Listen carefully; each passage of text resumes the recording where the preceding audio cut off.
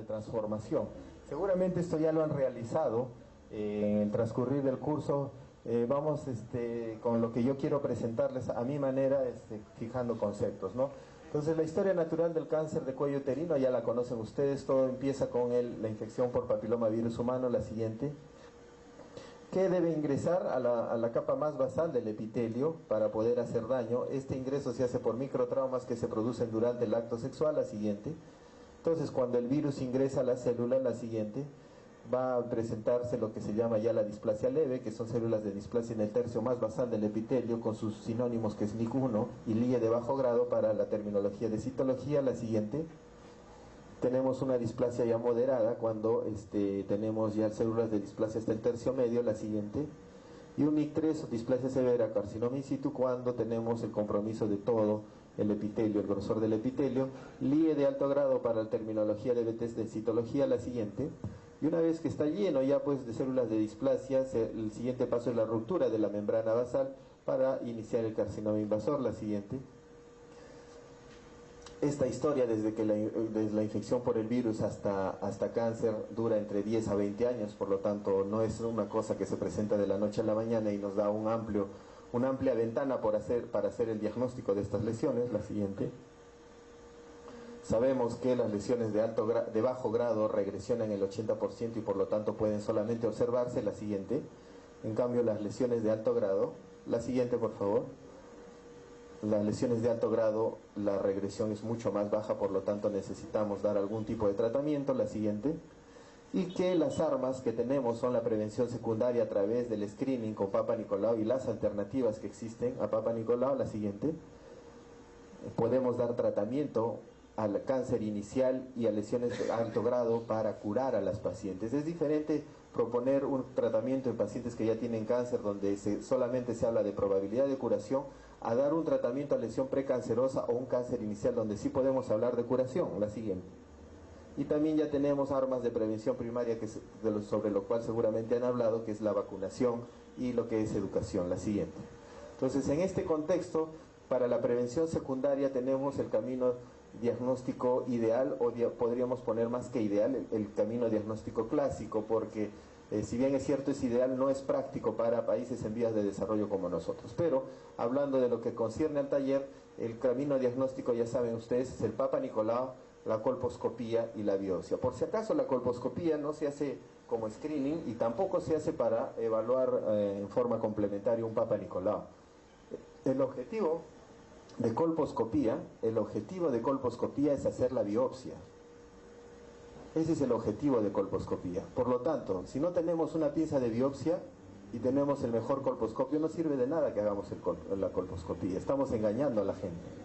El objetivo, otra vez repito, de la colposcopía es guiar la biopsia. Y por supuesto que el objetivo secundario sería evaluar cuál es la extensión de la lesión, su ubicación, qué características tiene, etcétera, etcétera. Pero el objetivo de la colposcopía es guiar la biopsia. Muy bien, entonces estos dos pasos vienen inherentes en sí, no pueden ser separados, ¿ok? La siguiente. Bueno, acá lo mismo que les dije, la siguiente. Entonces, para hacer colposcopía ya tenemos pues los antiguos colposcopios ópticos y ahora los digitales, la siguiente. Pero para hacer una buena colposcopía es necesario conocer pues la anatomía y la histología básicamente del cuello uterino, la siguiente. Ya saben ustedes, porque el cuello uterino es el inicio, estos son imágenes de anatomía básica, la siguiente, que ustedes conocen mejor que yo, está en la relación con la vagina, la siguiente, irrigado por la arteria, la rama cervical de la arteria uterina, la siguiente. Existen tres porciones en el cuello, la porción que va a la porción intravaginal, la que está pegada al istmo, la que está en la inserción de la vagina, la siguiente. Pero finalmente llegamos, luego de esta evaluación rápida de anatomía, que vamos a tener un cuello uterino que se ve de esta manera, ¿no? Rojo al centro y rosado a los costados, la siguiente.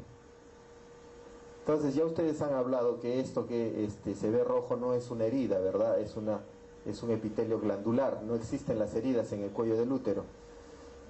Y que existe una transición de epitelios por esta antes por favor, la anterior.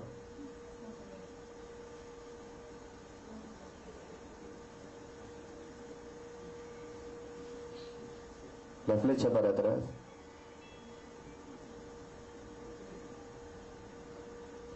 que existe una transición de epitelios en la unión escamo-columnar, ¿no? Esta línea es la unión escamo-columnar, justamente la transición entre el epitelio escamoso polistratificado, que tiene varias capas, por lo tanto cuando llega la luz, los vasos que dan el color al epitelio, porque no es que el epitelio sea rosado o el epitelio sea rojo, sino es el translucimiento de los vasos que están por debajo de la membrana basal.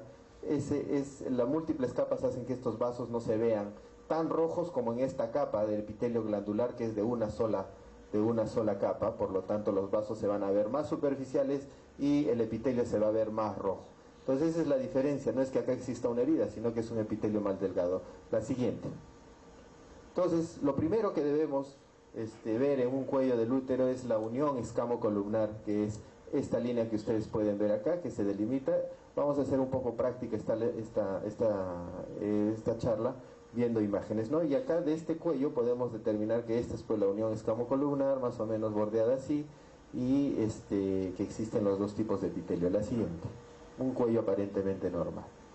Esta unión escamo-columnar durante las etapas de la vida ha tenido variaciones, y esto es importante que conozcas para conocer cuál es la fisiopatología de una lesión precancerosa, para conocer la fisiología también del cuello uterino y de sus epitelios.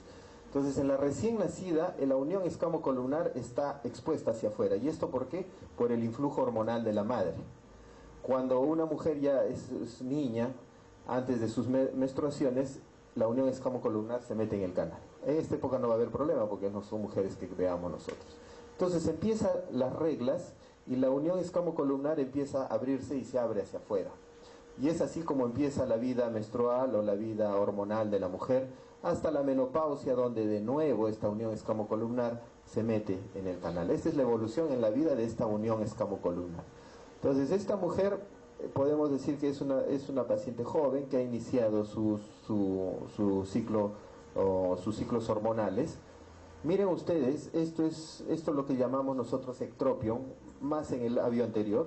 Ectropion, que significa la apertura hacia afuera de las glándulas, y normalmente esto se produce en mujeres jóvenes, no es herida ni tampoco alguna patología. La siguiente.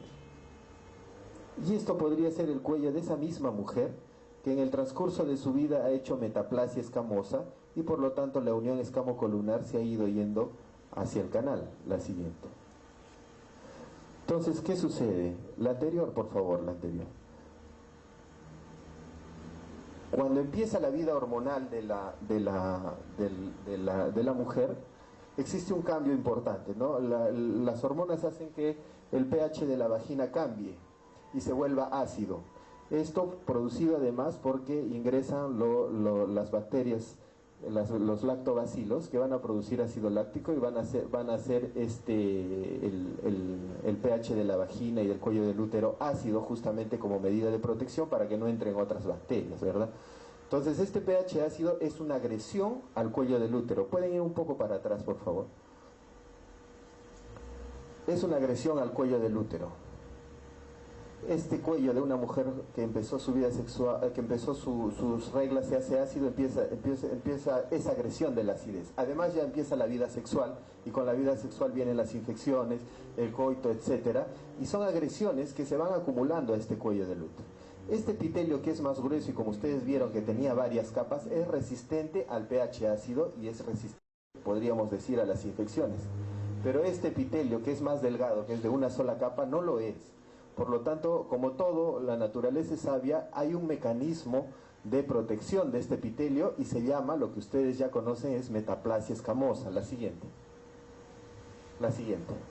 Entonces, la metaplasia escamosa significa que la unión escamo-columnar original, con la cual la mujer inicia su vida hormonal, se va desplazando hacia adentro, es decir, hacia el canal endocervical. ¿Por qué? Porque estas glándulas empiezan a hacer el proceso que se llama metaplasia escamosa. No significa que este epitelio empiece a invadir este epitelio, sino significa que este epitelio se ha transformado en un epitelio escamoso a través de unas células parabasales que son totipotenciales y que por determinados estímulos pueden diferenciarse a otro tipo de epitelio que no es glandular.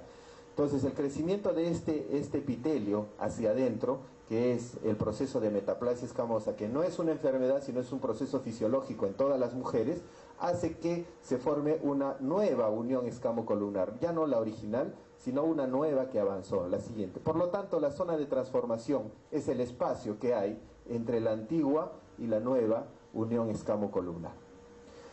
Entonces, cuando vemos a una paciente por primera vez, y acá podemos ver un poco la transición del color rosado al color rojo, podemos determinar cuál es la nueva unión escamocolumnar, ¿no? Porque esta es una paciente que ya más o menos tiene 30 años, que estamos viendo por primera vez y que vemos un epitelio de transición de lo rojo a lo rosado, donde vemos una unión escamocolumnar que vendría a ser la nueva. La antigua, por supuesto, está más afuera, ¿verdad? Entonces, ¿cómo se puede delimitar la antigua unión escamocolumnar? Y hay dos métodos. El primero es cuando, miren estos pequeños quistes que ustedes ya conocen, son los quistes de Nabor. La primera forma de delimitar la antigua unión escamocolumnar es delimitando los quistes de Nabor más periféricos, puesto que estos son la traducción de las glándulas que se taparon por la metaplasia y que sigue produciendo moco, por lo tanto se forman estos quistes. La unión de los quistes de Nabor más periféricos nos pueden dar idea de dónde estuvo la antigua unión escamocolumnar. Por lo tanto, el espacio que hay entre esto y la nueva unión escamocolumnar es la zona de transformación, la siguiente.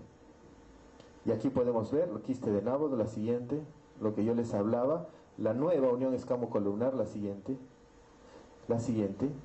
delimitamos por los quistes de Nabor la antigua unión escamocolumnar, la siguiente, y el espacio que hay entre las dos, la siguiente, es la zona de transformación. Esto es importante que ustedes sepan, porque ya saben que en esta zona de transformación es donde hay que buscar las lesiones precancerosas. Si nosotros tenemos epitelios blancos periféricos, esos no tienen mucha importancia porque no están en la zona de transformación.